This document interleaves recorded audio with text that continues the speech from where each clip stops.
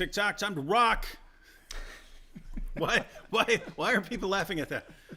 Guys, you guys can show yourselves. Everyone do a little walk by. We know you all want attention. That's right. Come on. All right, here we got John McCrae. We got Jorge, Gangsta Jorge. We got Mike Winger. Cameron Bertuzzi's being left out here, poor guy. We got Sean. Mixed Martial Apologetics. That's right. We got Adam. My man Coleman. We got Brett Kunkel. What's the greatest team in the history of sports, Brett? Pittsburgh Steelers. Oh, come on. on. You got it from him. Ladies and gentlemen. And by the way, Brett is the greatest authority on the history of sports ever. So we all want to know what that is. Yeah, amen.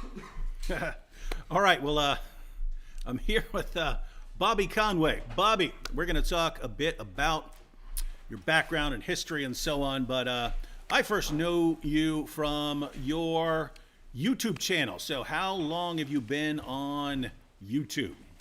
You know, it's funny, probably about 10 years now. And when we jumped on YouTube, really had no clue what YouTube was. We just wanted to do some answers to people's questions, and we delved on, started producing these videos, had no clue on how to produce videos and how to make videos. We really didn't even know what we were doing. I started getting some interviews from some real well-known apologists and philosophers, and that's really what gave some momentum to our platform and helped it grow. And we started that off while I was in the midst of pastoring a church. And so my life for the last several years is at times been too busy doing apologetics, pastoring, PhD work, writing books, speaking, and just in a stage where I'm just really simplifying and stoked. So I think, you know what? Have you been on longer than me, Dave? What year did you start? I think 2009. I was on before 2009, but I'm not sure when we started on this channel. Wait a second, David. We got to pause. There's my beautiful wife. Come on over here. Everybody else has been introduced. And, you know, my wife is, just so everybody knows, this is my wife, Heather. Heather, say hello to the peeps. Hi, everybody. So my bride is here keeping us all in check, and she's really here to restrain David, because if she wasn't, see, he's ruthless, okay, and it's important you need to know he is a ruthless man. And so if she wasn't here, well, actually, he'll probably be just as ruthless, even though she is here, but I do think he feels a little guilt around her, and so I want you to be aware of that. And David's going to be David, no matter where he is. I went to Israel with this dude. He doesn't change. No. Bobby is actually correct, because I would most definitely spend this entire week walking around in my boxers right now. Instead, he's been walking around naked. And trust me, no one wants to see that. No one wants to see that. There's a female in the house, so you have to stay clothed. So I have to be good. So it's all these apologists and my wife. And I'm so thankful, because you know what it did? It afforded me the opportunity to not have to share a room with another dude, right? I get to sleep next to my beautiful princess here. Yeah, there's here at the house. There are rooms with king beds, and then there are rooms with bunk beds in them. And so if you brought a wife, you would automatically have a king bed and not be on a bunk bed. So yeah, I'm here for moral support. What can I say? And it was nice of David to bring his lovely bride. Where is the good Maria? She's with our 5 kids. Yeah. All right. Well, that's good. All right. Well, so YouTube. Did we figure out who was first? That would be me. Oh yeah, that's right. Well, we're both ADD, so this could be a problem, right? Yeah. Yeah. We have an interesting kind of situation though. We have an interesting. Hey, you're getting comments about your wife saying she's so beautiful. Oh, thank you, Luis. And she's a nutritionist. She's a nutritionist. What does a nutritionist do? They do everything they can to take people like you and help them to not live on a diet of She's chocolate. Been trying. She's been telling me. Chocolate chip muffins, banana cream pie, peanut butter and banana white bread sandwiches. So they assess people like you in this world, and they go, you could use a good detox. Yeah. And then they sort of help put together a nice, dietary plan to help work out, the kinks, and you're so teachable, David. Yeah. It's one of the things that, it's just eager to just learn That's what from I'm here others. for. Yeah. So, she's here to put you on a keto diet. I'd do it. I'll do it. Check You know this what? out. You need to do like 40 days with Kale and David. It Wood. won't work. It won't work. All right. You had a comment about love the hair, but Irene, I don't know who you're talking about, Bobby, Or you. or his wife, because I don't know. It could go for either one of them. Or they could be talking about your hair. Oh, yeah, that's true. I mean, but let's normally, not. I mean, you got you with your shaved on the side, and then I've heard rumors that you cut your own hair. Is that true? Yeah, a lot of times I do. I was the kid in high school. I've always kind of been inclined toward artistic things, and so I was the kid in high school. I'd have friends over at my house lined up, and because I was able to do their buzz cuts, and then I would bleach the hair, and I'd put the lid on them, and so yeah, I'd have the long skater-looking dude bleached out with the shave, and I always knew how to do the fade. So I still do it, man. I'll cut the line in, and sometimes I jack it up, and it's no fun. It's but, definitely jacked up. Yeah. All right, now here's what's interesting, right? So. Yeah. You say 2009. You started posting videos on YouTube. Yeah. All right. So I started. I don't remember when I started seeing Bobby's 1 Minute Apologist videos, but when I was watching your videos years ago, I would click on it because it was apologetics, and I was interested in that. And then But you I were would click slain on in your the video- spirit? No, I would click on your video, and I would think, who is this perfect Christian, Mr. Perfect, hair perfect, perfectly dressed, the whole video perfectly produced, perfect sound, everything perfect, Mr. Goody Two Shoes. How is Yeah. this guy going to tell us anything here? AKA the Ken Doll of apologetics. Ken Doll of apologetics. Oh, come on that's now. what- That's what The Jorge Ken calls Doll him. of apologetics, fellas. Just Yes. know it. Yes. And the Barbie doll of No, apologetics we've right seen- here. we've seen- D Wood. We've seen Barbie. We've seen the Barbie already. Yeah, where's the Barbie? Come on back in here, Barbie. I won't take it that far, but he's no Barbie. Like that. All right. So anyway, so I was thinking. I thought that for years. Brigham Young. Hey, wait. Rachel says Bobby needs a beard. And Rachel, you're exactly right. And I've tried to let my wife know I need a beard. I'd like to grow one of those fat ones like Jorge. But you know what she says? I start growing it out, and my wife says, look, if you don't shave that beard, I'm not going to shave my legs. And so at that point, Rachel, the deal was off. I'm like, okay, done. I'll shave. So that's what's happened. Hey, we have a super chat from Brigham Young. Peace be upon him. So, I guess that's a reference to Muhammad. But Brigham Young, I'll peace take be the upon peace. him, says Thank you. David, say my name. All right, so back to our awesome story. Eddie says, please turn it up a notch. Actually, we can't. We just set up. But this mic I'm using has no volume control, so we'll try to speak loud, but you're just gonna have to turn up your computers. All right. So Bobby, I was looking at your videos years ago thinking, who is this goody two shoes, Mr. Perfect, trying to tell the rest of us who've actually been through some stuff about the world, what the heck is wrong with this guy? Then ignored you for years. Thank you. Yeah. And then we actually, where did we meet? Up in New York? Was it up in New York, or was it before that? No. It was we were up in New York. Yeah, so that was for the CIA conference. Yeah. Yeah, so we met in New York, and Bobby comes up and he's like, hey, I loved your videos. Oh, man, I saw your video where you're wearing your wife's nightie and stuff like that. I'm like, what's wrong with this guy, right? Yeah. And No. Did you hear the irony? I came up to him and said, man, I saw your video about you wearing your wife's nightie. And he says, what's wrong with this guy? Like, you're the one wearing a slip. So anyway, this is how he was acting, and I was like, wait a minute. You're Mr. Perfect Goody Two Shoes Christian. Shouldn't you walk up to me and go, I disapprove of your channel and the way you do things, bad person, right? So that's what I was expecting from Bobby Conway here. Anyway, then we were hanging out over that weekend and stuff, and I would start hearing Bobby tell all these crazy stories, and I wasn't really paying attention because what the heck can this guy tell me, right? All of a sudden, I'd be hearing like, so anyway, then they wouldn't keep yapping, so I jumped out of the car going down the highway and broke my glasses. I'm like, wait, what? You jumped out of a car. What? This guy jumped out of a car Yeah. going to the airport? So, Yeah. did you do that? Yeah. What the heck is wrong with you? A lot. Yeah. It was Heather and I were dating, and the moral of the story is some people would rather jump out of a car than communicate. Heather and her mom, they were just going, and I was sitting shotgun. I said, I can't take it.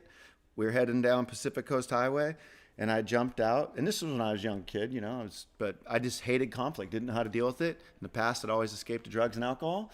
This time, I just jumped out of the car and survived to tell the story. And then when I spoke for Family Life for almost 10 years, doing marriage conferences with my wife, I would share that. And if you feel like you're struggling communicating in your marriage, I can tell you, I know what that's like. I've jumped out of a car to get away from conflict. So, Wow. yeah. Now, you told me that you jumped out of an airplane once because you were frustrated with the pilot. What happened there?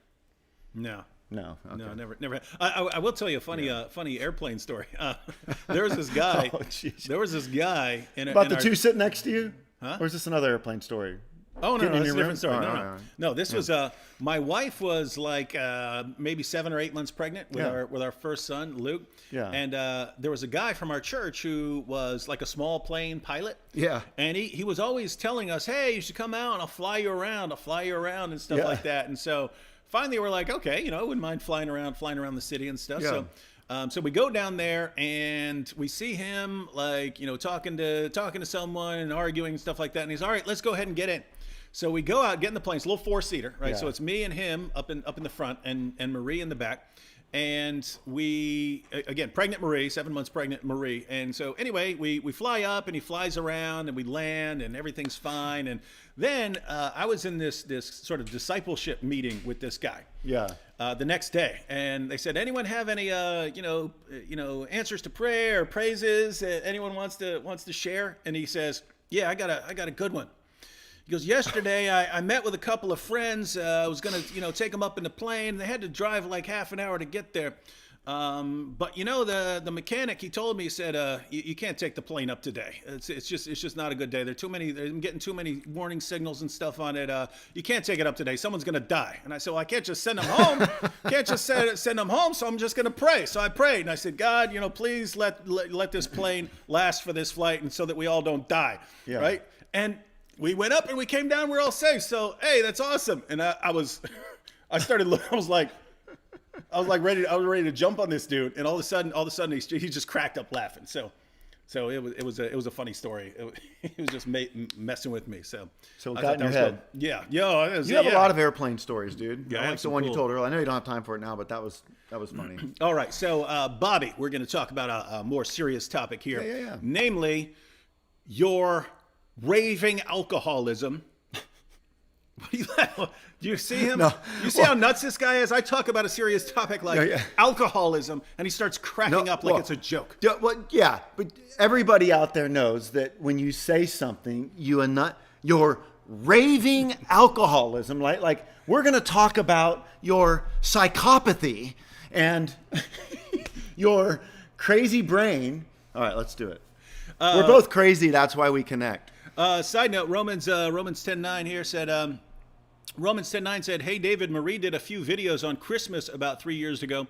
They were absolutely brilliant, really informative. She should do a few more. It's actually correct. The reason Marie stopped making videos was, we told this before, back in the day when we were making videos and, I was in front of my bookshelf, we were actually in our tiny little bedroom and I was wedged in between the bookshelf and the bed to make those videos. So when I wanted to record Marie with a different background, I would drape something over our bedroom window, and then I would have to completely rearrange the room so that there could be a room for her to be standing there while I recorded her. And it was such a massive ordeal to rearrange the room every time I wanted to record it that basically we got sick of it and stopped. But that's a different situation. It's a different situation now, and we do have more space. So yes, one of our goals for this year is for Marie to get back to making videos, and she's got some epic ones coming up. One of the things we're planning on is sort of a massive, this would be cool, we're going to do like a massive series on the resurrection for Easter coming up. We're hoping to go get record some like historians like Mike Lacona, Gary Habermas, and so on, record them on the resurrection, but then, you know, me and Marie sort of tie them together, right? Like, so we'll say, you know, we'll be making the points and then say, and here's Gary Habermas to bring up this point. So, yeah, so expect that coming up here pretty soon. Why does inspiring philosophy keep walking by trying to distract us? You see that? Oh, I missed that one, but he has been, you know, giving us a hard time, right? Yeah, he has. He's Yeah. trouble. He's constant trouble. All right. So, Bobby, as you know, I have a family that struggles with addiction, both to drugs and to alcohol. I believe I'm the first person in my family line that has not been an alcoholic. So my dad drank himself to death. His dad drank himself to death. My mom was an alcoholic, although she died of a drug overdose. Her dad was a lifelong alcoholic. Her mother, so my grandmother on my mom's side, is the only person that I know in my family who was not an alcoholic and or a drug addict. So an issue that affects certainly my family, affects not just me, my brothers and so on. Both of my brothers have been locked up for drugs. Most of you know my brother Manny right now is still basically fighting for his life and his cognitive functions right now because of a drug overdose. My brother John has been locked up for drugs. His wife died of an aneurysm, but I've heard from medical people doctor who said that's probably related to drugs, even though it wasn't an overdose. That, you know, doing drugs over a period of time actually can lead to other problems down the road. So lots of stuff going on, and Bobby, you happen to have some experience in this area. I have. Oh, this is actually a good one. We'll both comment on this. Let's get this up on the screen here. Dorgon Reborn said, "What's your thoughts on family curses? I used to be an alcoholic as well, and I feel personally that because some of my family had alcoholic problems that I may have been prone to it." You have any thoughts on this? Well, I definitely look at it more like DNA, that people can have some of the DNA issues that can be passed on. So alcoholism can certainly be spread, I think, through the genes. I prefer that better than talking about family curses. That would be the way that I would look at that. There's a language for that, but I wouldn't look at it like that. I mean, yes, I don't think it's God cursing me with alcoholism for what my ancestors did. I think there are consequences that happen as a result. That's the way I'd say that. Yeah, and there are basically two things. I think you can be, have more of a genetic predisposition to addictive behavior or to dangerous behavior, like everyone, at least on my mom's side, apart from my grandmother, just has always done extremely dangerous stuff, right? Massive risk takers and stuff like that. Something like that might be genetic, but there are also some other factors that you can have sort of generational sins, whether we want to call it a curse or not. There's sort of generational sins. Namely, you grow up around your family, and so you're influenced by your family. And in the church we went to in New York, they would do something. They would actually have you sit down and sort of map out your family line, your family tree. And then they would ask you all kinds of questions. What was your grandfather's relationship with your grandmother like? What was your father's relationship with your mother like? And how would you describe all of these things and so on? And what would happen is you would look at all the things that you tend to do that are messed up, or all the relationship issues you have, or the way you treat certain people and stuff. You can very often trace them back to other relationships that were a model for you as you were growing up. And the reason was so that you could be aware of that and then try to counteract any bad patterns of behavior. But fortunately for me, with alcoholism and drug addiction, even though I did have the tendency to risky behavior and so on, I was fortunate to be a psychopath in one way. So, ladies and gentlemen, you don't want to be a psychopath, but it did help me in that psychopaths become narcissists over time and egomaniacs, and they view themselves as superior to all other people that they regard as inferior because they react so emotionally to things. Well, one of the positive things that can come out of that is when people are trying to peer pressure you into do some drugs or alcohol, you view them as like inferior beings. So how dare you try to peer pressure me? Control you. How dare you do that? Why would you think that you could even do that? And so what was cool, the cool part was I never got into that. I never got into that stuff. And then eventually I became a Christian. And then after I was a Christian, I didn't have that struggle like other people had. So, I had no inclination to do that sort of thing. So, guys, if you have problems, make some lemonade. Make some lemonade out of those things. All right, Bobby. We're here because you have a background in some struggles. And with you, it's not simply, hey, this is this long, this. Let me put it this way. As Christians, we tend to think lots of times, right? Because and I've heard this over and over and over and over and over again from Christians about my brother. And guys, I'm going to tell you, some of y'all need to be quiet sometimes, right? Because I said in one video, the first video after when my brother was in the hospital, they didn't know if he had completely destroyed his brain, right? I walk out and I say, drug addiction, that's one of the problems I've never been able to figure out, because it's almost like you have to be perfect for the rest of your life. If you get off this stuff, it's almost like you have to be perfect for the rest of your life. Because if you have that sort of personality where you turn to drugs because, you're having a bad day, well, guess what? You're going to have a bad day eventually, right? Yep. If you turn to drugs or alcohol or something like that, when you get depressed, guess what? Eventually you're going to get depressed. So how can you just be perfect for the rest of your life when eventually things are going to be going really, really wrong? And then it's just, hey, I'll, one time for old time's sake, and then you're right back in there. And I said, I've never figured out how to really solve that problem, because, you can, apart from just hovering over my brother every day for the rest of my life, constantly, and actually physically restraining him if necessary, I don't know how I would have kept him off from ever doing drugs again.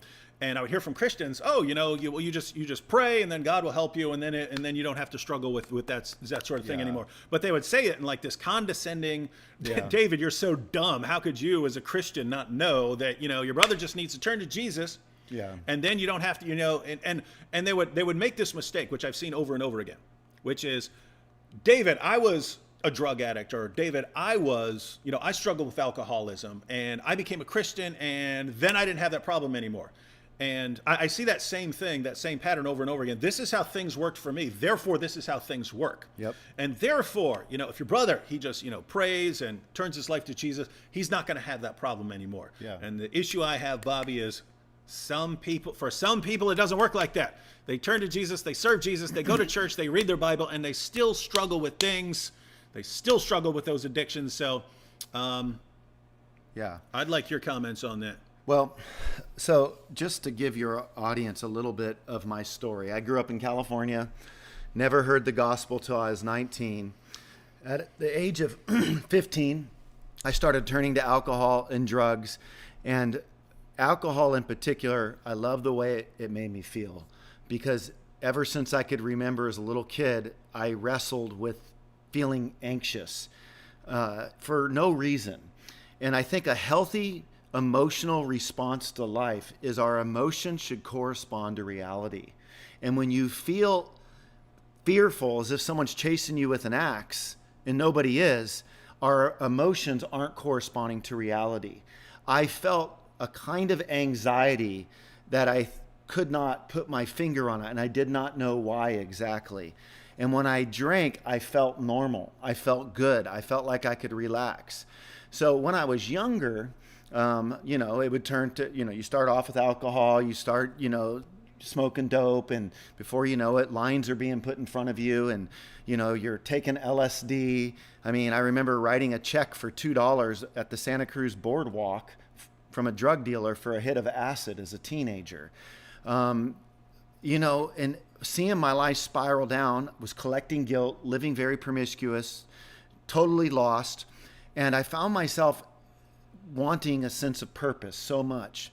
When I got saved at the age of 19, I still struggled with alcohol abuse. In fact, I remember going to Greg Laurie's Harvest Crusade in Southern California. I got saved under his ministry. I left the Harvest Crusade event, 50,000 people at this event, and I got off at the nearest exit and bought myself a 12-pack and was inebriated.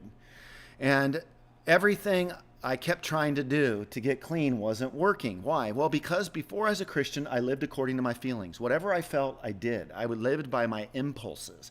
So I was very impulse driven, and everything inside of me told me I just have to shut that anxiety down. And so that's why I need a drink. That's why I need a bong hit. That's why I need a drop of LSD to escape. So toward the end of my ropes, I sold my car. I drank that all away. I took a student loan. I drank that all away. Coming off of a 9-day hard drinking binge, on October 9th, 1994, I would go to AA and got clean. I would do over 400 meetings of AA, Alcoholics Anonymous, in my first year of sobriety. My life became so free. I was being discipled. I was being taught how to live according to truth. I was learning how to submit my feelings to truth. My anxiety would still come and go throughout the years. Fast forward 23 years in, and this is the way life can work. I'm 46 years old right now. And when you're in your early 20s, you're full of vision. You're just getting married. You have all these dreams. But then what can start to happen is you start asking yourself questions when you're, at about 40. Does life feel like I thought it would when I was younger? Does my marriage feel like I thought it would? Have I raised kids the way that I thought I would? Does my mission feel like I thought it would? And you get saved. I didn't even know what questions to ask. I got saved on asking very limited questions. And now my mind had been growing. I've studied philosophy, apologetics. I've just been living in books for 20, 25 years. So what ends up happening is I slip into a dark night of the soul about 5, 6 years ago with doubt. Thought I was losing my faith altogether. Thought I was going to be an apostate. Hold on. This is going to connect, though. Hold on. Yeah. I'm confused. You've been doing apologetics for a long time. Yeah. Been sharing apologetics. Right. Cranking out videos. Yep.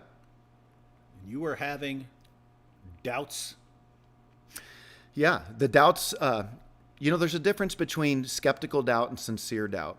The thing is I was deep into my philosophy degree, processing so much information that the books that I was reading and the articles I was reading was presenting me with so many questions that I didn't have the time to chase down all of the answers. And I felt like it somewhere along the lines, I just need the next answer. I just need the next answer. I just need the next answer. And so I had an OCD relationship with trying to nail down my answers. I was preaching and doing apologetics by faith. I hated my doubts. I wasn't celebrating them. I didn't want them. But I was going, God, please help me with this. But for every book I'd read to deal with the doubt, I'd learn 10 other books that I needed to read to chase that down. So I had to renegotiate my faith stance to be something more than just getting all of my unanswered questions answered. I needed to learn how to live with questions that I might not ever be able to answer. But that dark night of the soul sent me into depression, ended up on antidepressants. I was sharing with our church leadership. And all of this is going to affect you as a husband, as a dad. I was shutting down. I was detached. I had suicidal thoughts. I didn't want to be alive. I was really empty. And it was hard for me because I saw myself as somebody very hungry for God, trying to be faithful for God, trying to study my Bible, trying to live for the Lord. Yet I was being buffeted, and coming out of the doubts, I go, man, I hated that. But doubts can be the making of an apologist. And it also can make you compassionate. Jude says, be merciful to those who doubt. And I learned that everything isn't quite as black and white as I once thought it was. We need some borders. We need some boundaries. But it taught me compassion. And that's what suffering does. It puts us in the circle of compassion. Well, my doubts was hard for my wife. My doubts was hard for my kids. They looked at me. It was like seeing empty soul.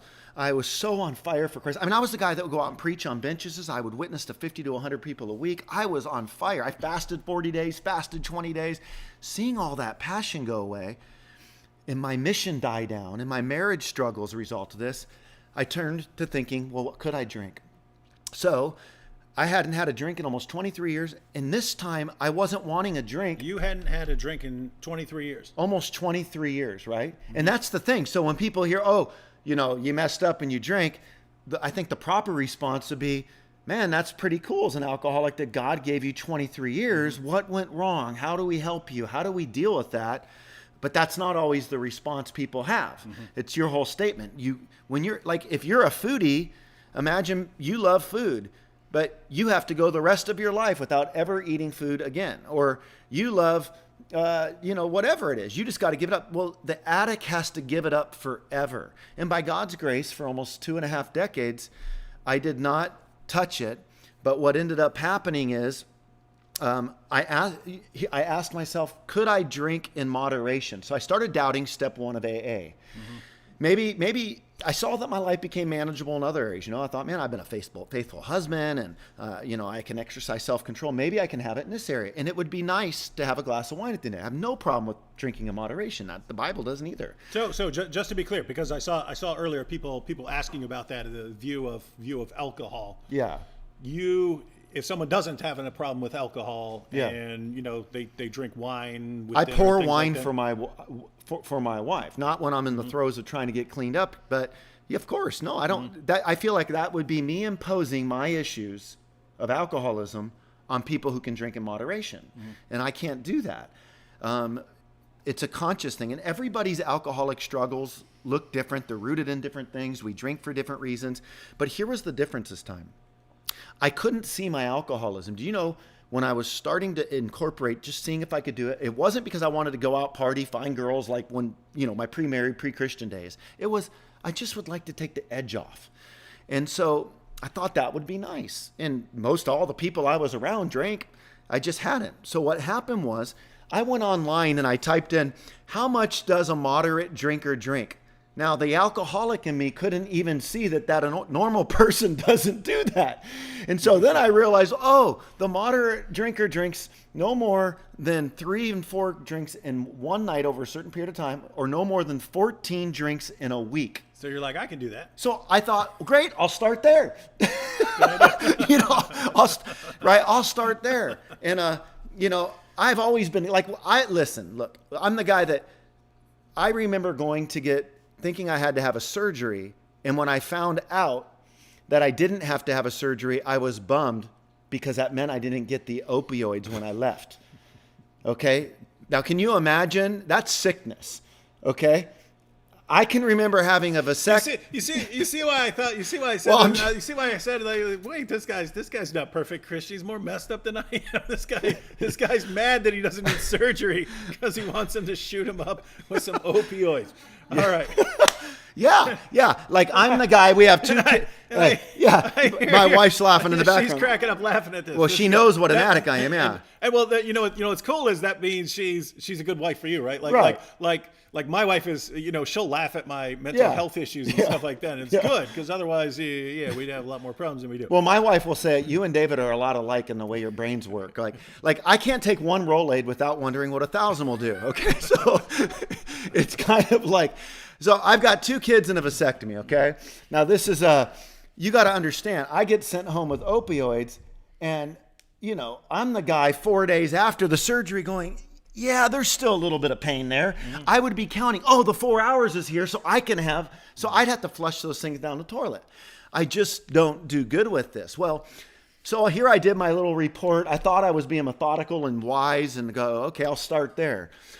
And man, it was just so difficult. The moment I drank, even if I wasn't drinking, I think I was obsessing on alcohol 100% of the time. Now, here's the definition of an alcoholic.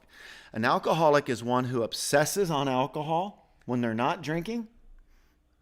And the moment they take a sip, the phenomenon of crave kicks in. And the phenomenon of crave is there's no satisfaction. So for the alcoholic, I go out to a restaurant, I watch people drink. My eye is on how fast people are bringing down their drinks. And when somebody, like, my hat's off to the person who can drink a half a beer, leave it there.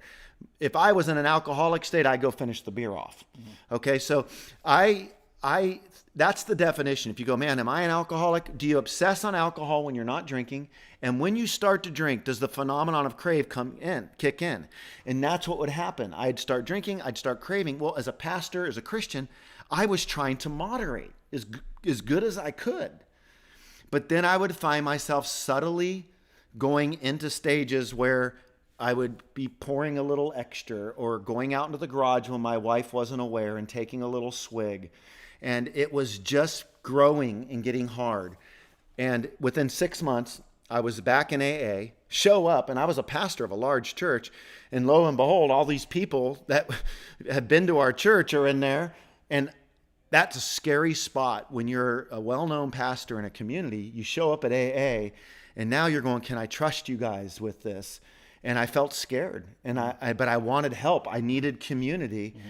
And so I remember I share my story. We do the Lord's Prayer at the end of the meeting, and the person right when we're done, they're holding my hand. Oh man, Pastor Bobby, that was so good to hear. I was like, I didn't want to share that as a pastor. I'm like, so that was 6 months after. I'm back in AA. The good that came out of it is we started AA in our church, still going strong to this day. But then I would put together 6 months of getting clean, and then I had a hard 3-day relapse.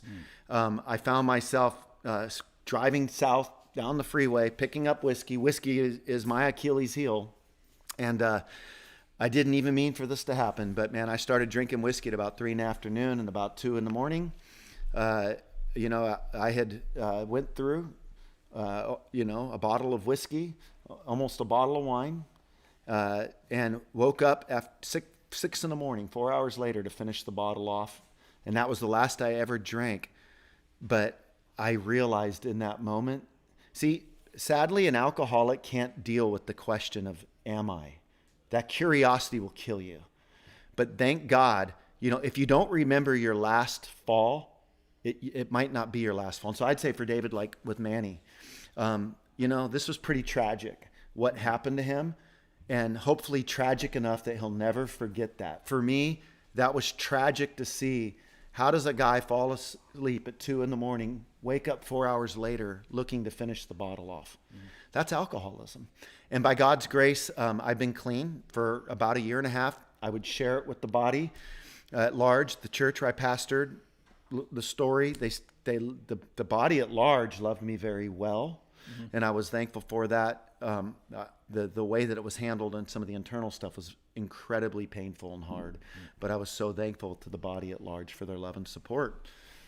So that's a little bit of the story, man. And then God used that, though, He's so merciful and so gracious that in our struggles, I get blown away that how in a moment like that of my brokenness, He could restore my passion to Him in a greater way than I've felt in years.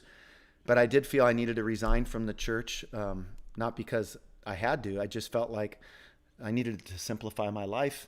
And today I'm pursuing full-time apologetics through my YouTube ministry, and I'm doing Pastor's Perspective Radio in Southern California. Well, yeah, you are a bona fide loser, man. That's all right. That stuff. Yeah, capital L loser, right? Yeah, here's a comment from my wife. She just she sent me a text. She said, "Remember us trying to have a non-alcoholic wedding because of the alcoholism on both sides of the family, and your grandpa had a tailgate party in the venue parking lot." Yeah. So yeah, that actually happened. We realized we have so many alcoholics on both sides of the family that we decided, all right, no alcohol. They're all going to get drunk. It's going to be horrible. And so my grandpa showed up with who knows how many bottles out there at the tailgate. And then, of course, all the family members who are alcoholics sort of eased on out to the party out there. So yeah, you can try to have a non-alcoholic opportunity, but if the alcoholic wants to drink, the alcoholic's going to drink. Mm-hmm. That's just the way that it is. Looking back, I think what led me to that then, mm-hmm. So you're out there, what leads somebody to this? And I think in some ways I had lost my joy in doing what I was doing as a pastor.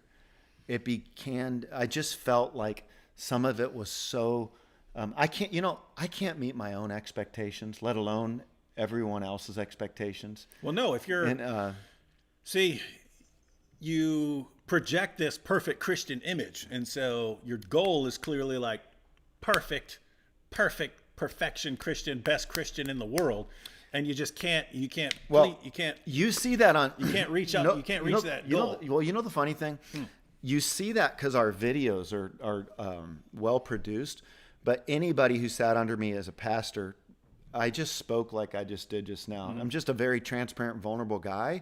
But I think that it's funny. It's true, because when you're only doing these short videos, I'm just answering a question. There's not a lot of time for personality. You're just kind of given the answer, right? Yeah. And I think that that's why opportunities like this. But the Bobby, the me of who I am, is just laying my heart out there, being transparent. But I do think you have to be careful with who you're transparent with.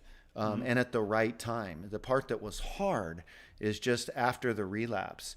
I felt so vulnerable, and I needed some space with my family, and that wasn't afforded to us. It was like, we got to let the church know right away. And it was like, man, when somebody's trying to get clean and sober, just walk alongside of them, help them to have a little bit of privacy, because they obviously drank because of pressure. Let's not make matters 100 times worse. And so I think sometimes there's a way to properly minister to people who are obviously in a horrific state. And that was the part that was just, I got to resign. I can't, I've got to find a place for me where I can feel really safe being who I am. And I ended up moving out to Cali and starting this new setup. And I'm just so thankful for what the Lord's done in it. And I want to help alcoholics the rest of my life. So what do you think the odds are of you Drinking again? yeah. Paul says it clearly, right? Take heed when you think you stand strong, lest you fall. And for me, I can't even think about odds like that. For me, there's 2 days in a week that I can't worry about, and that's yesterday and tomorrow. I hope, and I'm trusting God to help me to not drink before I go to bed in 4 hours and 10 minutes. And then I'll wake up in the morning, and I'm hoping that God will just give me the grace to not drink tomorrow. And that's one of the things that I think people coming alongside of addicts and other things, it could just be, oh, just don't drink, just don't do this. It's just not that simple. And it's very, like when I was a teenager, I practically took a BB gun and turned it around on my head and shot the crap out of my prefrontal cortex. When you drink and use drugs the way that I did, you mess up the self-control center. So I can have impulsive thoughts still to this day. You hear it coming out, like, and some of it's just the ADD brain. But I have to every day lean into Jesus. And one thing an alcoholic has a hard time with is typically behind the alcoholism is anxiety or depression or unprocessed wounds. And so what ends up happening is I got to make sure my wounds are processed. And what causes my anxiety oftentimes is I don't know how to be in the moment. I don't know how to feel the ground beneath my feet. So I struggle living in the future, trying to solve future contingencies, worrying about things that'll never happen. So I'm sandwiched between future emotions of fears, worries, doubts, anxieties, and past emotions, regret, shame. And I have to learn how to live in the present, because God revealed himself as the I am. That means he's the present one. When I have encountered the presence of God, that's me experiencing being present. And when I'm just missing out on being present, feeling the ground beneath my feet, I miss those opportunities. And so I know I'm in a danger zone when the stinking thinking starts getting in place, and I just start dwelling on my anxieties. And so that question, and it's not fair. Like, let's say I was to go try to be a pastor somewhere, and they were like, well, can you guarantee you'll never drink again? Like, that's an unfair thing. Like, I had a leadership group once. They said to me, Bobby, you're like this in your life, right? And they said, we need you to be like this. And I responded, in other words, you need me to be more like you? I've always been like this. And some of that is brain type. I'm left brain, logical, analytical, but I'm very right brained. And if you're very artistic, right brain, abstract, that interrupts your brain chemistry so that you don't always stay stable on the left side. That's why so many artists and musicians are alcoholics and addicts, because they do not have that stable state of being purely left-brained. And so if you surround yourself with a bunch of left-brain people, it won't make sense, and they'll just speak to you from a logical standpoint. So for me, I have to do everything I can to stay around people that are compassionate, loving, endearing. They're not going to throw stones at you. But I also have to realize, man, I'm a lot to deal with at times, right? Like it is a lot. And when they're saying this, they're saying, Bobby, I'm worn out. And I have to have some thought and go, yeah, that's true. That must be a lot. I wear my wife out. I wear my kids out. I wear myself out. Yeah, if I'm around you for a couple hours, I just want to like choke the life out of you sometimes. Yeah. So, it's just the way it works, and vice versa. So, but man, I think that the way that we can't approach life is I think we look at people and think we're all born with the same brain states, tabula rasa, this blank state. But no, we're all a product of our experiences, our pain, our education, our mentors, the context we grew up in, the books we read, our experiences with God, the church we had. And what happens is when we're talking with people, we need to take time to understand all of that. Otherwise, we'll just project and think, well, why don't they think like that? Mm-hmm. Like, I'll even trip out sometimes in my relationship. Think about you. How long have you been married to Maria? What is it, 17 years? Okay. Something like that? Yeah. So isn't it a trip? You two hang out all the time. You're connecting.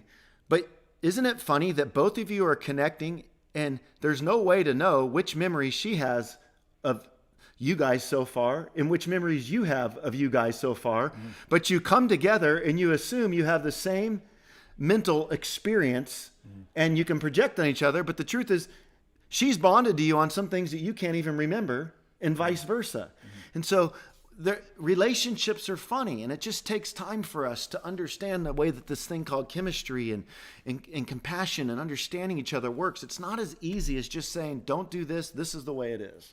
Mm-hmm. Amen to that, Brother Bobby. And this guy said the blank state theory is complete rubbish. Yeah, that's so true, Gerard. Yeah, there are problems with it. If you guys don't know what we're talking about, this is actually it's actually an issue in philosophy, whether human beings start out as a blank slate or something else. Comment from Michelle Marie here said, I was a born-again Christian for years before I became a heroin addict. I have been clean for years now, but I am evidence it can happen to anyone.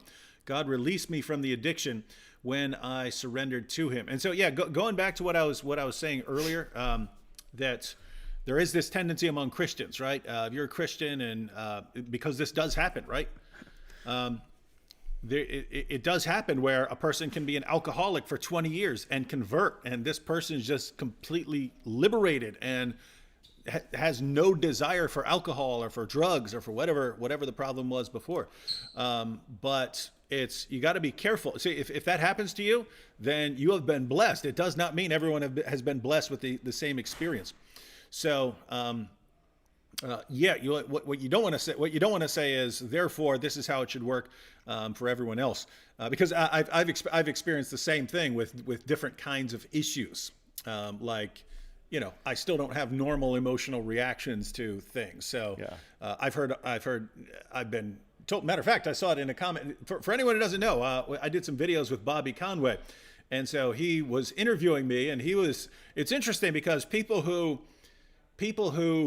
interview me for something, it's usually either like about my testimony or about Islam. So various questions were involved in Islam.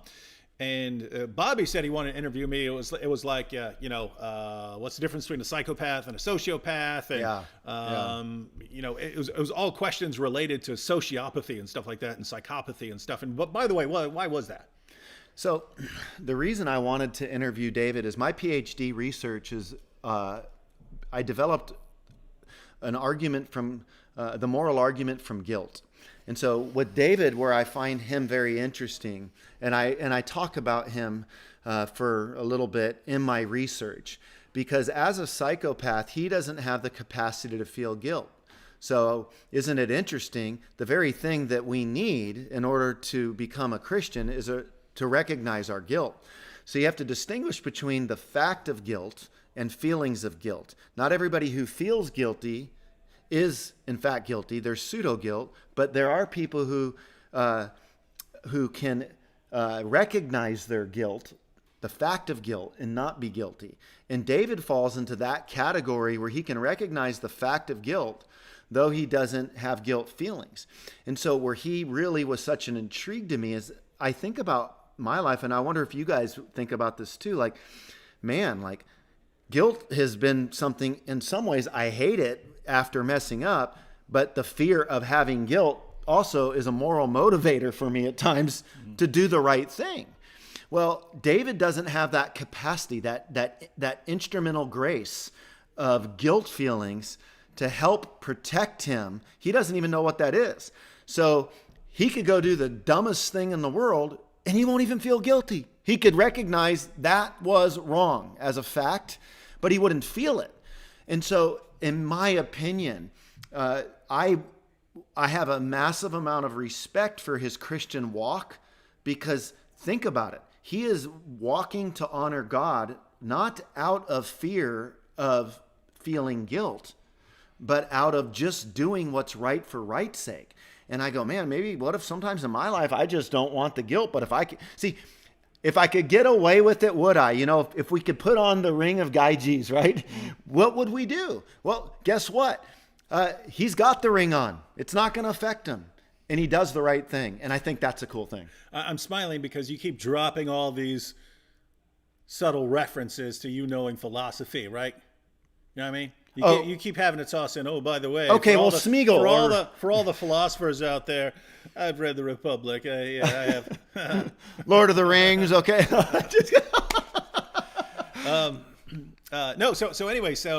So Bobby was asking me questions along those lines for videos on his channel, 1 Minute Apologist.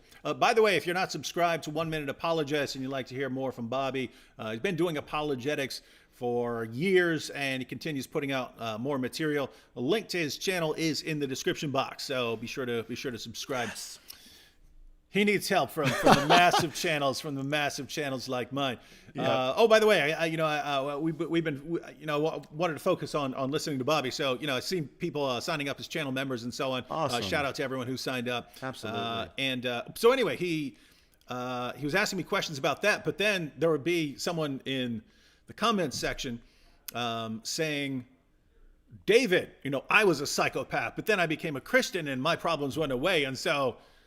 And the conclusion is that if I'm not that way, then maybe I should be questioning my salvation or something like that. Projecting his experience on yours. Yeah, and so it's just that if you take anything else away from that, just people are individuals, and your experience doesn't necessarily map onto other people's experiences.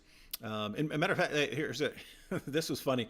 I was 18 years old when I was diagnosed with antisocial personality disorder. Most of you here know the story. If not, you can watch my video, Why I Am a Christian. But I was in a mental hospital because I had smashed my dad's head in with a hammer. They evaluated me, and they gave me a diagnosis, antisocial personality disorder, which is what psychopaths and sociopaths have. And when I got the report, I looked at it, and it said people like David Wood are incapable of remorse. And I looked at that, and I so disliked people telling me what I couldn't do that I was actually, how dare you tell me that I'm incapable of remorse? And so I'm starting to think, I was trying to prove them wrong. I was trying to think, have I ever felt remorse? What did I ever feel bad about? I couldn't think of anything, right? You wouldn't happen to be an 8 on the Enneagram, David, would you? No, I don't know. So anyway. That's a little side note there. But all right, Bobby. So here's the problem, right? So we're pointing out, hey, don't project your experiences onto other people. They might have completely different experiences. Even your salvation experience, don't project that onto other people, because theirs might be completely different. So we want to say, people are different, and they're going to have different kind of struggles. Even if it's, the same substance, they can have they can have completely different kinds of struggles with it. But how do we then help other people who might be struggling, right? Because you've had this struggle for a long time, but other people have, it's different for them. So how can we help others? So in other words, we're all different, but we we do have just recurring patterns of the same Yeah. similar behavior. So what do you have to say to other people out there, especially the Christians who you give your life to Jesus, you go to church for years, and then you find yourself in some very, very bad, very damaging behavior. What do you got to do about that? Okay, so here's a couple things. Number one, I think it's important for us to really model grace, right? God's kindness leads us to repentance.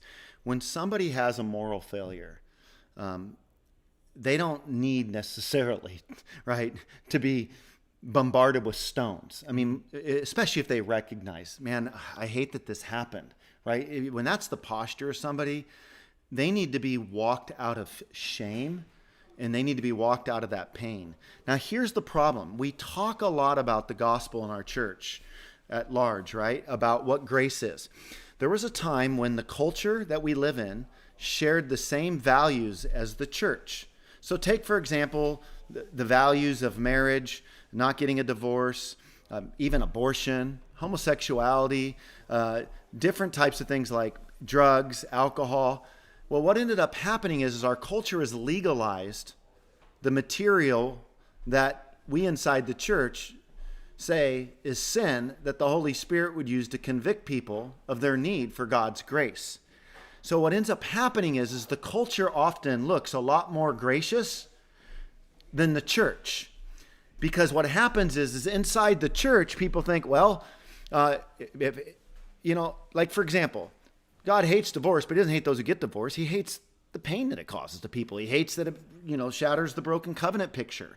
But he doesn't hate those who got a divorce. So if someone goes through a divorce, well, they feel shamed in the church often, right? So what do they have to do? They might get church discipline out of a church, and then they go down the street and they go to a church offering divorce care.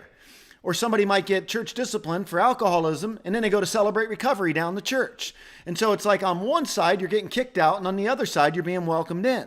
And we don't know how to handle truth and grace together. So we have to realize that the culture we live in has legalized many of the things that we call sin. So we have a future generation emerging that we can't just jump out of the gate and say, alcoholism is wrong and homosexuality is wrong. We have to think, and we have to understand their mindset, and we have to use lots of context to show them why God doesn't want us participating in certain behaviors, because it's not what is ultimate for us to experience his abundant life. But we need also to present whether you do something or not doesn't change God's love for us. And so I think sometimes people in the church, they assume God's mad at someone when they blow it, so they too feel like, well, I got to be mad at that person. And so they kind of think, I'm going to join God in being mad at this person. And that is a horrible thing. And I can honestly say that I was amazed in my experience. The church at large was unbelievable. The upper level leadership group that I was around, it was one of the most horrific experiences of my entire life, being quarantined, lonely, feeling isolated, not being shepherded, not being reached out to, not being loved, being told by one pastor, I can't sit and meet with you because I'm not ready to deal with your sin. It was agonizing for us. And I think that while I have to recognize, and while we have to recognize when we do something, it might be hard for people to respond. I think that we have to understand how good grace can feel to somebody who is broken. So for my tendency is, man, if somebody's messed up, I remember, David, in New York City, I was there several years ago on another trip, not the one with you, and I saw these homeless people, and I was in a dark spot, and I thought, I get it. And I think a lot of people, they go, what, these people, these filth, they just do this. But I'm going, if you can go, see what happens is you can get to a depression that's so bad that the simplest tasks of life can overwhelm you. And you can't even imagine doing the simplest things.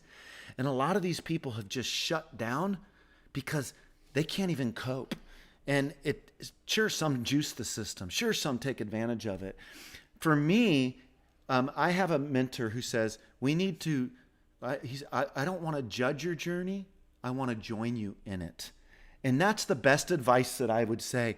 Man, join people in their journey. What happened? I can't imagine what you're feeling. What went wrong? How can we help you? What do you need?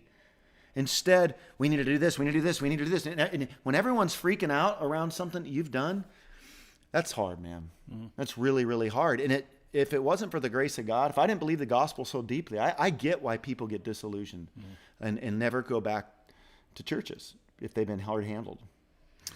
And one of the things that I think is important, which is why I wanted the main reason I wanted to have you on here to discuss this is people.